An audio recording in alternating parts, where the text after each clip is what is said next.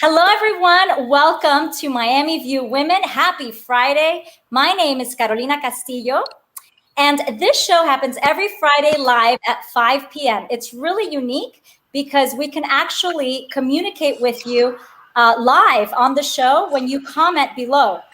Today is really, really special. As you can tell, I am surrounded by not one, not two, but three amazing women leaders of our community.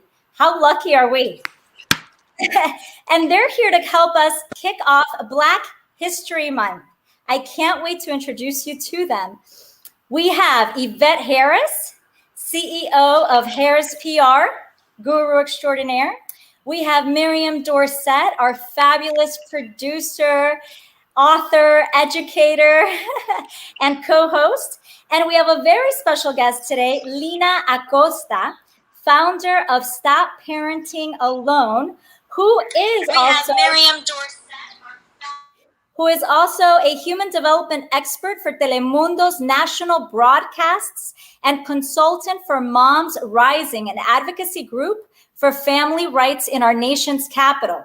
Her mission is for all parents to fall in love with their parenting journey. Welcome, ladies. Hello, hello. Happy Friday.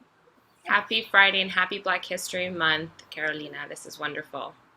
Happy Friday. Thank you all for being here. So, Black History Month. Yesterday was Rosa Parks' birthday, leader in civil rights movement, civil disobedience, what John Lewis would call good trouble.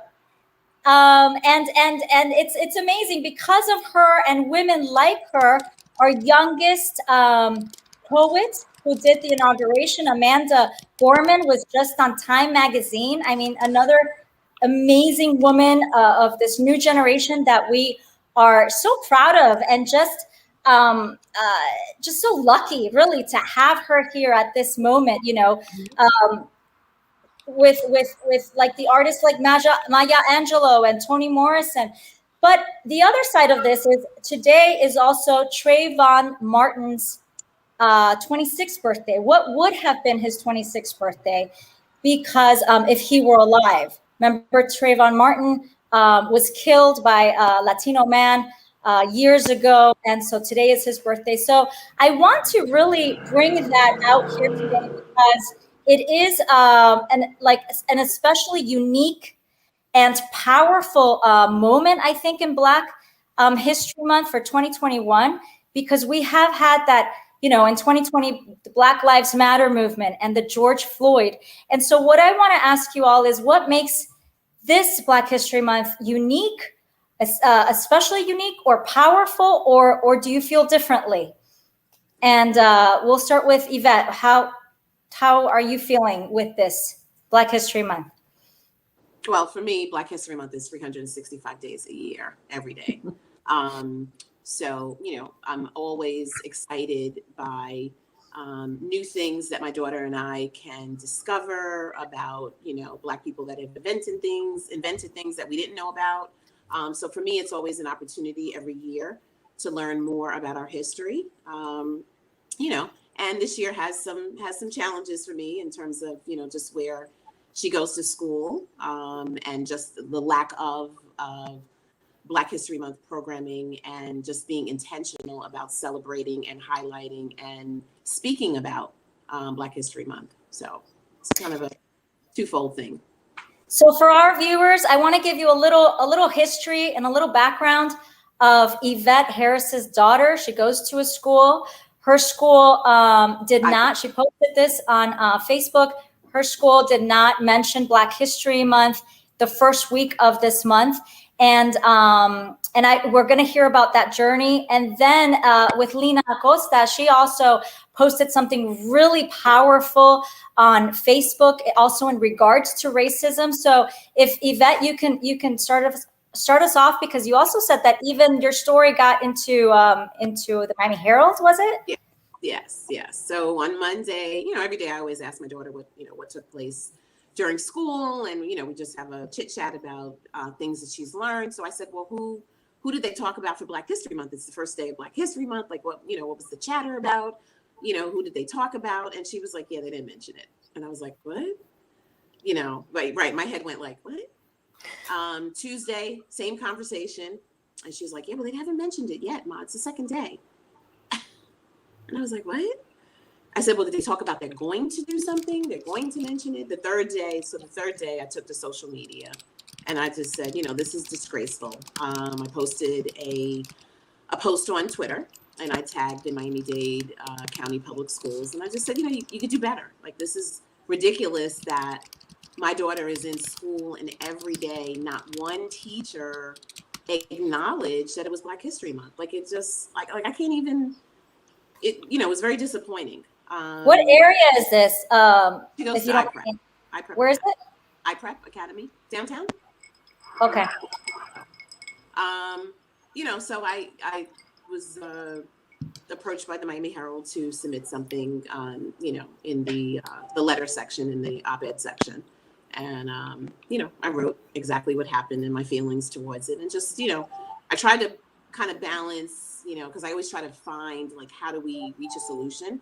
And, how can we work together to do better? And how can I be supportive to help you do better, And, I got several calls from, a lot of people in the school board district and her principal. And, and I said, listen, it's just, if your birthday's on February 1st and I call you on the 15th, are you going to feel a little slighted? It's just like, it's an afterthought.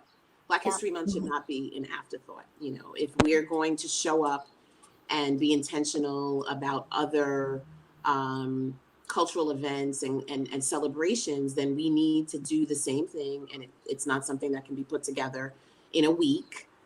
Take the time. And, nowadays you can look on the internet and get all different types of creative things that you can do with the students. Absolutely. So and the thing that really struck me as a Latina mother, you said, this is a little ironic because if it was Hispanic Heritage Month, you'd be all over it, right? So you do see that. And I love that point because that's what got me. I was like, it sends a message to the students that are at the school. It sends a message that this is not something that's important. And, Hispanic Heritage Month is important. So, there's so many layers of things that are wrong with it and so many messages that come along with it, coming off of such a racially charged year, we should be doing better in terms of our education and including Black history, which is a part of American history. Yeah, exactly. I remember when I first started traveling after, when I was in my early 20s, and that was when I felt like I got my first real education of history in terms of the world, because nothing really prepared me. I don't remember getting taught anything in school about the world, really. It was just, I feel like there's a lot of misinformation and there's a lot of lies in the education system that get taught to kids. And until you get out there and start talking to other people and hearing perspectives from other countries, or really I went out and got to visit and see these locations, it was like, oh, wow, this has been really just all fabricated. And I didn't even have a Black teacher until I was in college. I had my first Black teacher when I was in college, and that was because I went to school and started studying ethnic studies. Where was this, Miriam? This is in California.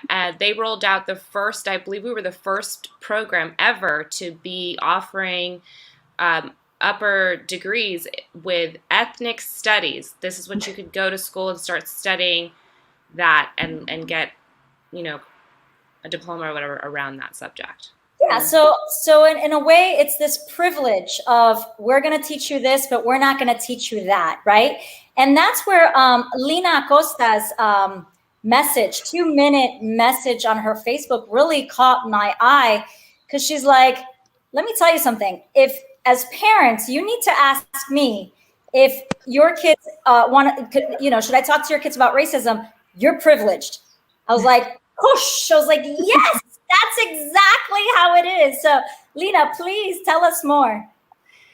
Well, every year during Black History Month, the first thing that I always like to do is to elevate the voices of those doing the work. And I always like to say, I am not doing that work, and I am not the best voice for the work, right? The work of inclusion, the work of diversity, the work of telling the stories of Black lives, right? However, I am the voice of calling out us, right? I am a white passing Latina, right? If I am in Kansas, they know I'm ethnic, but they don't really know what I am, and that holds privilege, right? And often with parents, and especially this year where, race has been has been one of many topics that are thank God finally we're speaking about it in an honest way, right? Like, I just this year I was like, what am I going to write about? Because usually I just share about accounts that I know about that help parents, and books, and I just kind of guide people that way. And this year I was like, you know what? I'm going to talk about the one thing that, is a big deal, which is this question that I get from a lot of parents, which is, should I talk to my child about racism? Should I talk to my child about race? And when do I talk to my child? And, and in that moment, it's like, it's that one thing that we don't talk about enough for those of us that are white passing, right? Because there's a lot of Latinos out there that were very much white passing, and we get the privilege as well if we don't open our mouths, right?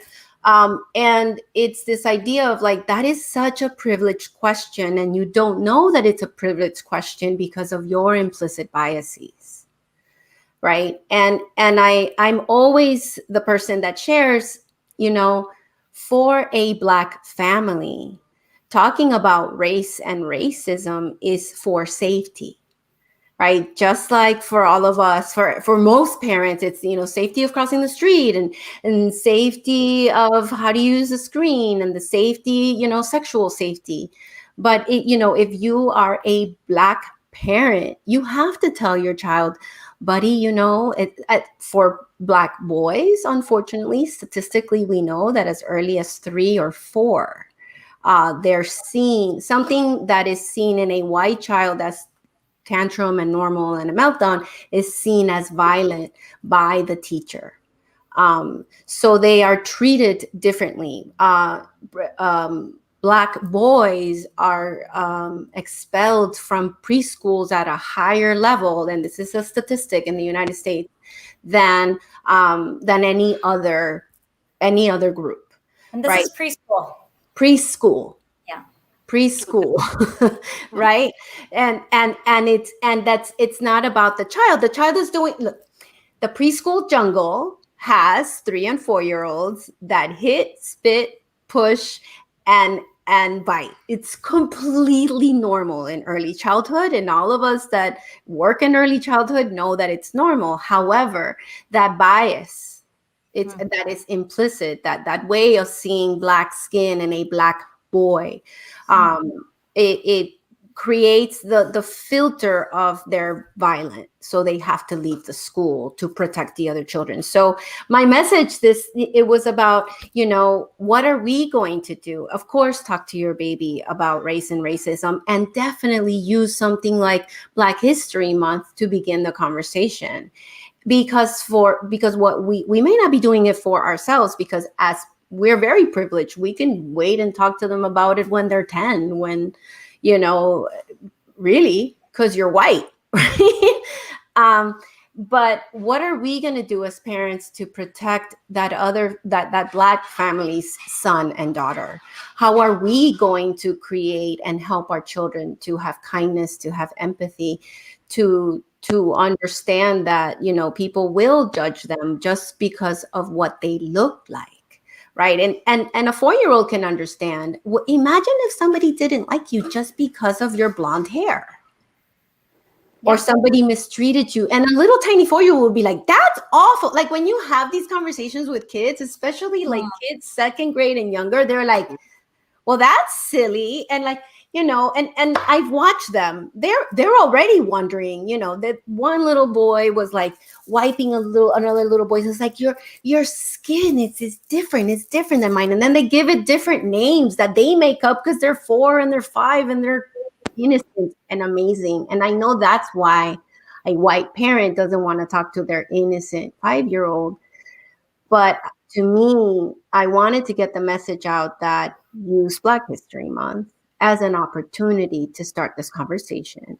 And you could start this conversation as early as 4 years old, because it is our duty, those of us that are white and white passing, especially the Latinos in our community that are white passing, that we have to keep these babies safe by the way we raise our children, to be allies, and to look at a teacher and say, that's not okay, teacher. Right. So, and I always tell parents, social justice and social change is in your house, in the way that we raise our children. Yes, absolutely. And Yvette, we've talked a lot. I have an 11-year-old daughter. You have, I think she's 12 or 12. Mm-hmm.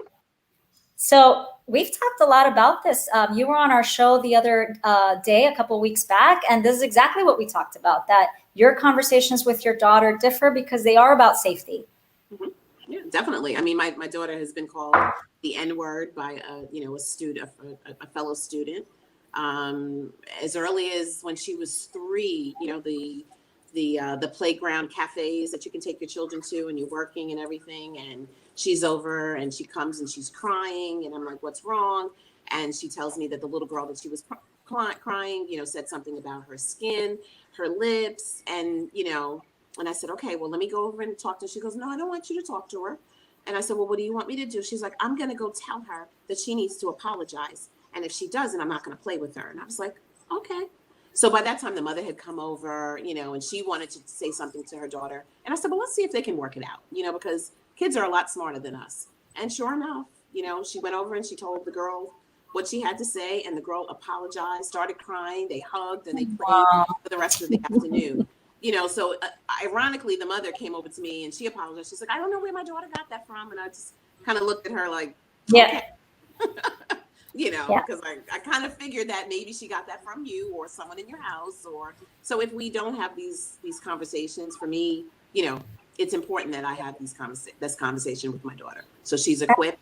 She always feels comfortable. She always feels like she can be in a safe environment, and she knows how to stand up for herself when she knows that something's not right. Absolutely. And Miriam and I were talking this week as well. Thank you for sharing that. Violent, like all of a sudden in 2 weeks, it was just so weird for both of us to just see one after the other is this violence against Black girls. I don't know if you also saw the video of the 9-year-old Black girl being pepper sprayed and handcuffed.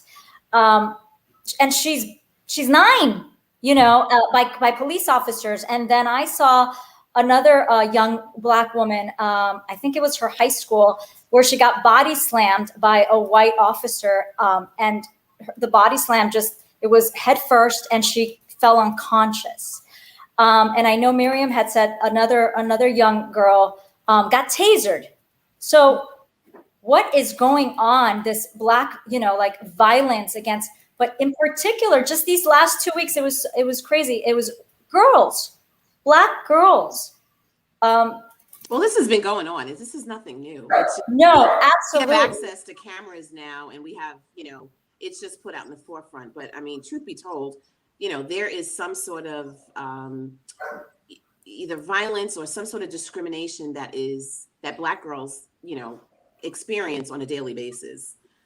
So that's very key. But I always feel like we talk about boys, right? So even Lina mentioned the boys and Marvin, what is it? But that doesn't. We're just starting to talk about girls, but it's been happening to girls. Yeah. Well, now we're starting to bring it to the forefront and talk about it. Yes, and I feel like we need to, because it's about that little boy with the little hood, and it's like, well, how about the girls? Have you not seen what's going on? What the studies show is that Black girls are the word is adultified younger than any other group, right? So so somewhere around 9, 10, 11, they tend to be treated older than they are. Again, these are all the implicit biases. Like I I cannot name that enough, because that is on us. On those of this is not something for the Black community to solve. This is something for us, those that are white and those that are white passing. And I keep saying that because there's a lot of Latinos that, well, I'm Latina and I'm a person of color, but this is different. This is about coloration, right? Like the lighter you get, the more privilege you have. And it's incredibly difficult for those of us who have had the taste of privilege to really think about our biases. So there's tons of studies, but there's so much work to be had. And the first thing to do, why is this happening? Because of the implicit biases. Why is this happening? Because I mean, some of it is just flat out nasty racism, but it's a large part of it. I think, right? No, I mean, that's how I feel. But it is important for true processing of and to stop making excuses for our own biases, and because we can only change what we can see and what we are aware of. And for the 9-year-old that was pepper sprayed and handcuffed, that was a trifecta. That was, mental health, maybe a mental. It was a call from help of parents, and just an officer that probably has not been trained to manage trauma, right? Or to manage this scenario where the child was having a panic attack. And unfortunately, a lot of people don't know enough about anxiety or depression or autism or ADHD. And they don't understand that a lot of the time that a person that is having that sort of an attack is angry. But when you call the cops are trained to deal with anger in a particular way. And it's so funny because there's a group of therapists that where we were all kind of talking about it on Facebook, and I was like, in my perfect world, the 911 operator would be able to send a unit that is trained to help that family. That family didn't need saving, they needed help, they needed assistance. And unfortunately, we're not using our funds appropriately to manage this social problem, right? Because and the criminal justice system, if you get in it, a lot of people don't understand that when you work in the criminal justice system, you have to accept that you're gonna work with trauma. And I have to tell you, okay, as a mother, as a white, like you said, Latina mother, I don't have to be Black to not understand that this was just racist. This is a 9-year-old. You don't need to handcuff. You can control a 9-year-old as a mother, as a parent, as a person, as an adult. I just feel the entire thing. I cried through it. I felt like it was just plain out racism. I didn't feel, I have to tell you, I didn't feel on a personal level that this was education, or this was, we need more reform, or this was, I just felt these people are freaking racist. They're disgusting. How dare they treat this child like a monster? And as a mother, I'm still, I still get outraged, and I'm sorry, but it's just, it hurts. It's very, and in our schools, some of these instances are happening. That means it's happening in front of other children. Now you're saying it's okay for you to get violent with people in a situation where you can't figure something out. Like the situation that they have a petition for that I just posted in the comments, the officer body slammed the 16-year-old girl. Can you imagine? I'm sorry, but that is a complete violation in every single sense of the word. I think that this man needs to be fired immediately. It should be no question. Absolutely. Yeah. Well, I am a mandated reporter. If any other adult would do that to a 16-year-old, I would have to call in a report to DCF. Exactly. Like he's got to go. The law. again, we have a cancer that we have had in our society, in the American society, and it's not only in the United States, it's everywhere, you know. And it's, you know, and we have not been able to change because we are not willing to have a frank and honest conversation about, you know, about what it is, right? That this country was built on the bodies of the Black community. Period. End of story. Done. That's Yeah. and until we come to everyone. Not, but I don't feel that way. But I'm not okay. Fine, don't feel that way. But let's have a conversation about it, and let's have a conversation about you and your day to day. What are you gonna do to be different and to learn more? You, as a parent, what are you gonna do to change and make this different? You, as a voter, and as you know, in your civic duties, like this is huge. And I don't think that we are giving it the weight that it deserves. And again, as a mental health professional, I know that until you get honest about what's wrong, it's really hard to change. Yeah, it's affecting our schools, it's affecting our children, it's affecting our communities. And like you said, I love what you said is have honest conversations, vote for the people who are actually going to protect our children and our families and our community. Before we move on from this, Yvette, anything you'd like to add? No, I think you've said it all. So I want to get more into now that we've and I really appreciate this conversation because, like Lina says, like Yvette says, it's crucial, it's important. We're here in Black History Month, and it just has to be said. But I want to learn a little bit more about Lina. I met you through a school, right? My daughter was going to a school that didn't have a counselor, and you would come in and give us these counseling sessions for parents on how to parent better, or how to speak better, or how to earn trust, or all of these different situations that parents go through. And then we worked together as well when I was with the Women's Chamber of Commerce of Miami-Dade County, and I was the president, and you came in and also spoke about parenting and our children and leading the conversation. And I've always just loved your frankness and your rawness in how you present it to parents, because I feel like sometimes parents need to kind of be a little bit slapped at least how I feel, like, dude. But the way you do it is so masterful. They don't feel slapped. They feel like this is it. This is how it is. And you're so assertive. And I love that about you. So I know that you work with all the the schools, and you also have a show on I think a show on Telemundo. So tell us more about what you do.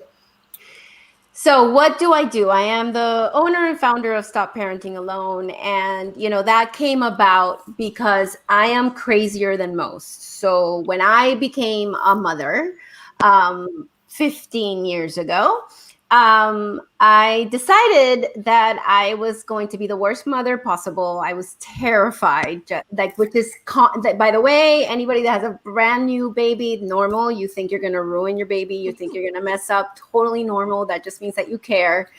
But I'm crazier than most. So I went and I got a master's in clinical psychology so I can raise my daughter. Like it's like some people just read a book. You just went all the way. I went full blown in. She was 2. I was like, oh my God, what am I doing? And and since I was the 30-year-old with the 24-year-olds at college, and I was in Los Angeles at the time. I started as you can tell, I'm kind of fiery. I'm a Scorpio, true and true. And I started getting mad because I was like, hold on, all this child development stuff that you're teaching me in this program, why don't we tell parents this? There were so many things. So back then, it was kind of putting little tiny seeds of what I have today, right? So Stop Parenting Alone to me is the answer to that. As I did do I paid my dues and I did my 3,000 hours for my licensure. But I found that's the second thing. I found myself in intervention, right? Like solving a problem. It's that visual that often gets given of like you're at the bottom of the waterfall and bodies keep falling, right? And you can help that body that lands at the end of the waterfall. But I was wondering, well, what's at the top and why are they falling?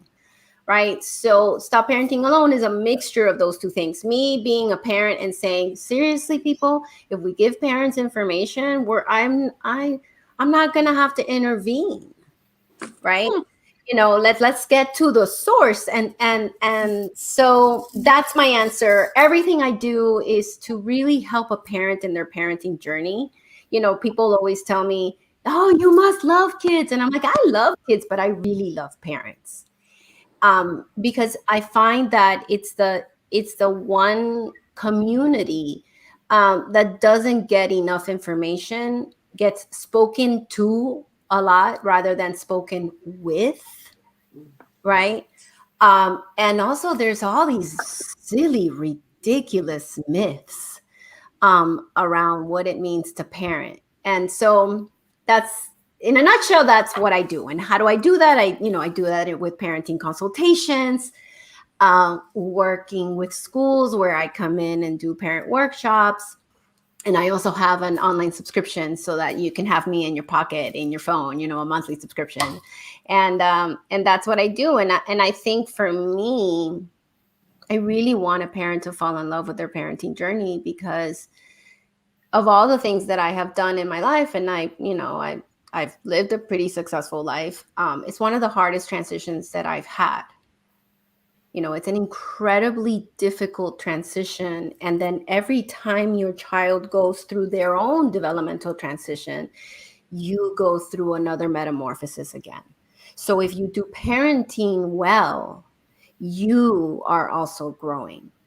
Usually a parent hits a wall when they are not evolving with their child, when they are not allowing the child to help them be bigger and better. Because those little tiny souls come into the earth with tons of lessons for us. Absolutely. And parenting gets hard when you fight that evolution.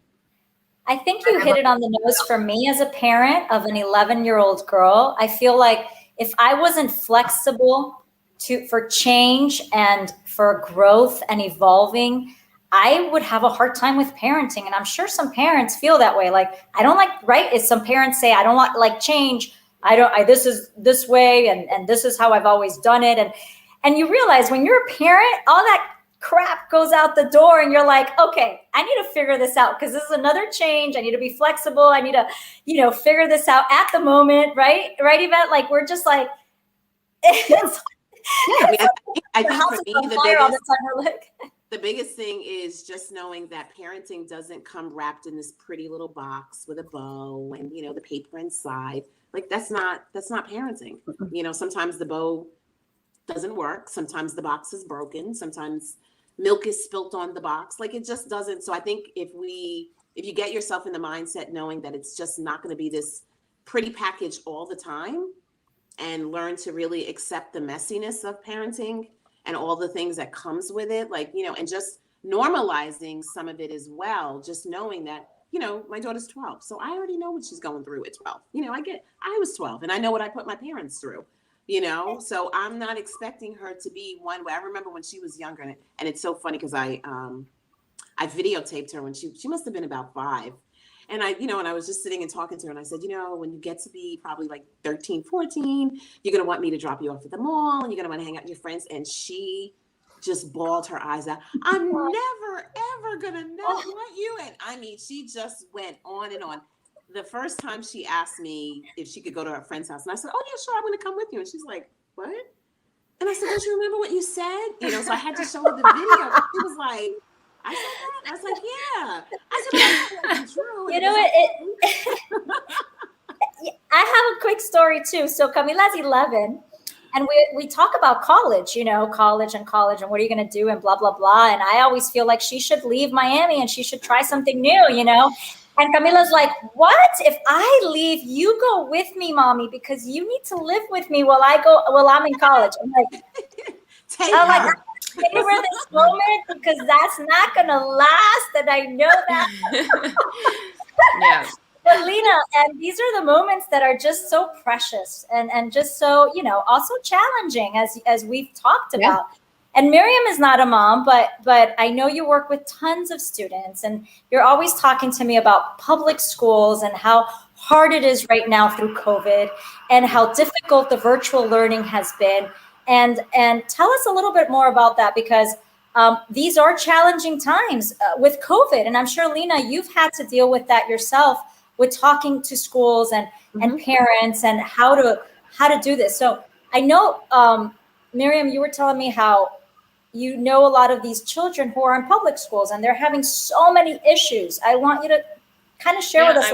I mean, it shocks me to hear that some of the schools don't have counselors. I think that it's wonderful that makes room and for Lina to come in and do this amazing work. But that's, I think, just another, like, okay, why is that happening? We need to have counselors in absolutely every single school. We need to have a Lina in every single school available to the kids.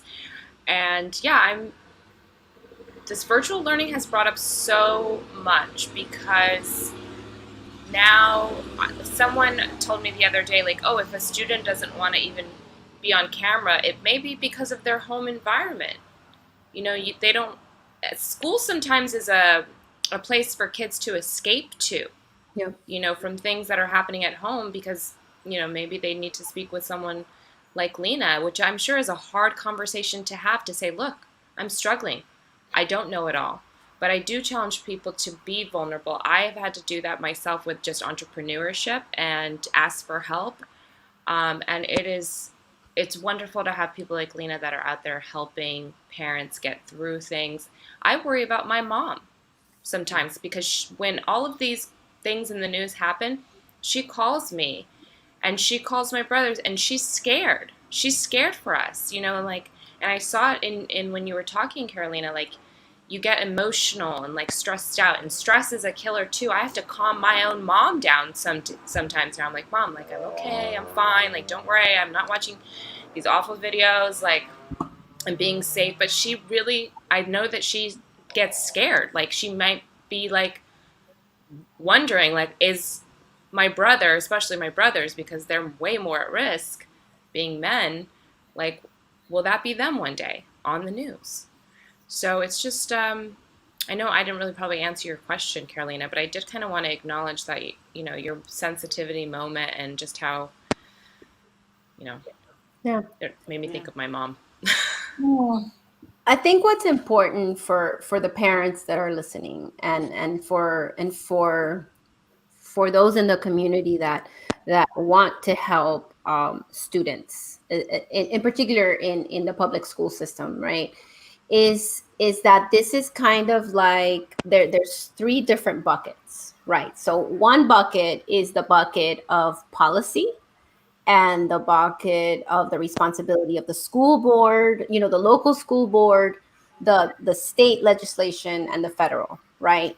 And a lot of what trickles down to the kids, right, is how do the public schools get their funding? And one part of it is the standardized testing that the entire nation is beholden to because of different No Child Left Behind, and then all those things that have happened, right? So one thing that I please urge parents to educate themselves around this idea that your child is a number, your child, the state, the feds give money to the state, and then the state gives money to the local government.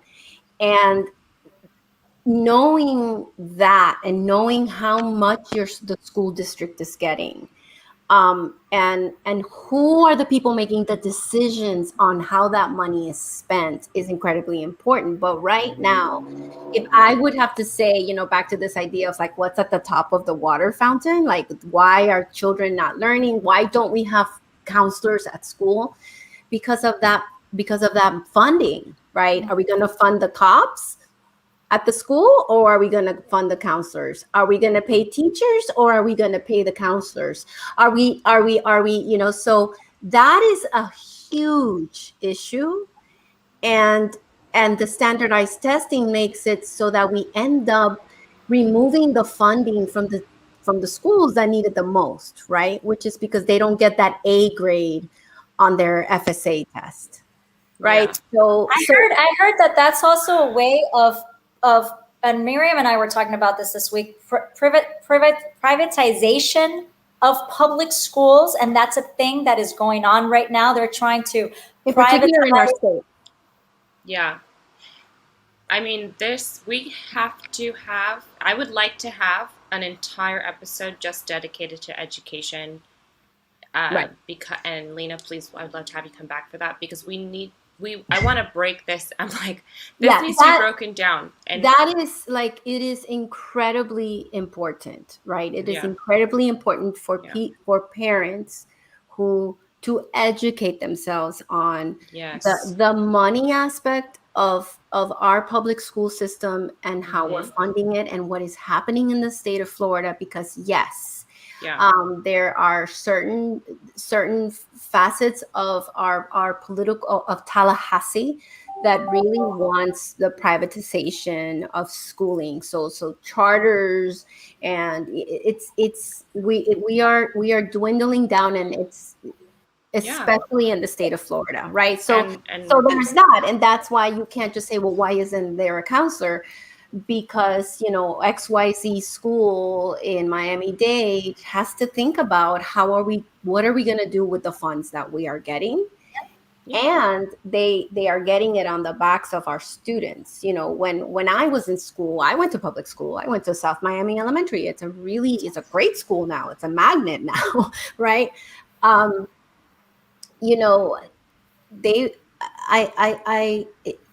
The teachers didn't have the pressure. That's bucket number 2, your teachers, right? The teachers in the public school system have incredibly crazy standards. Look, on a particular date in the school year, your teacher has to be in a particular page of the subject matter that they're teaching.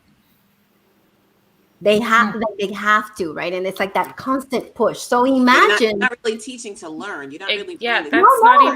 I mean, it's so backwards. So we've taken away the pleasure. It's like I think about elementary school teachers, that they were always so like my favorite teacher in elementary school was Miss Jackson. I loved her, and I don't think she could have taught today. Right? Because she was so creative about all of us. Like, she was so creative in the way that she taught us. Like, it was fun, right? And today, that's the other piece, right? So sometimes, parents and teachers are at odds with each other, but I really want to educate parents to understand the stress for your teachers. And in the virtual schooling year, with this pandemic and everything that we're doing, right? We ask these beautiful professionals to take their classroom and turn it into a virtual system. And I kept repeating to parents, please have patience. Please give your teachers grace. They went from please give them a raise, is what I said.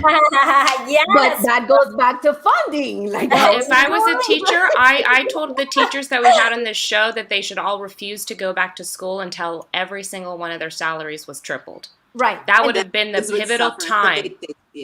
Right. So again, it's a push-pull, right? So in the virtual, I am amazed at what they did. I am amazed at how these teachers turned around. Not all of them did it perfectly. Some of them are, phoning it in.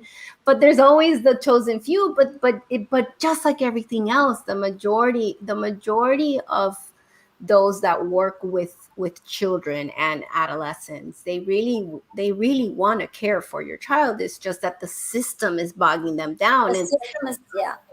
and the Yeah. other thing is that Together with that, we are running out of time, but I know Yeah. for the viewers, I know we ran long. We know that, but how cool is this?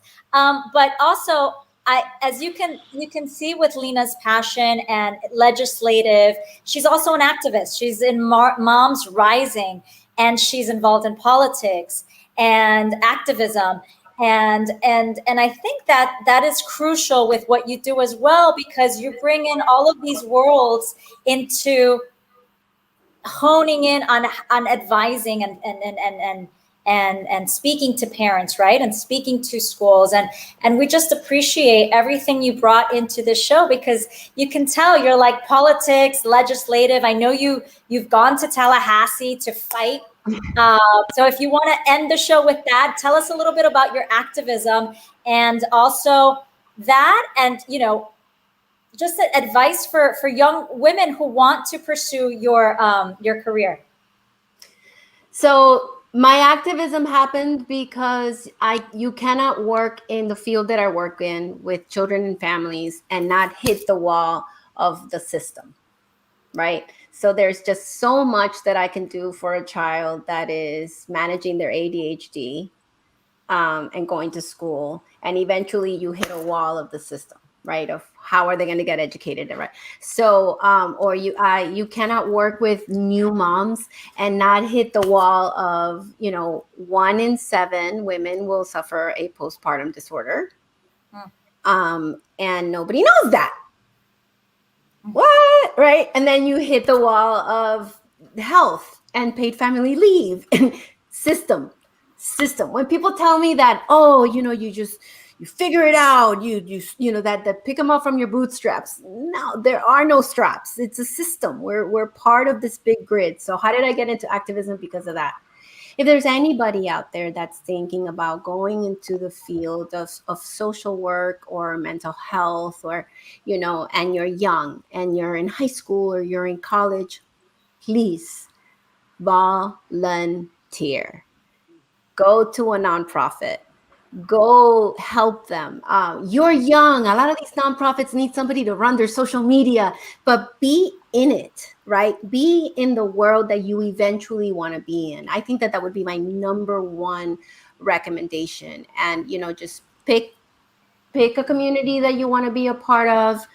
Go to that nonprofit and give of your time, and you will learn from those that already have their masters, right? Don't if I get 2 resumes and one of them is, went to Brown and Fancy Pants and the other one went to whatever XYZ school, but they did after school programs and they were working at, nonprofit 1, 2, 3, 4, 5 and I'm always going to call this person, because school is one thing, but being with people in my field teaches you so much more.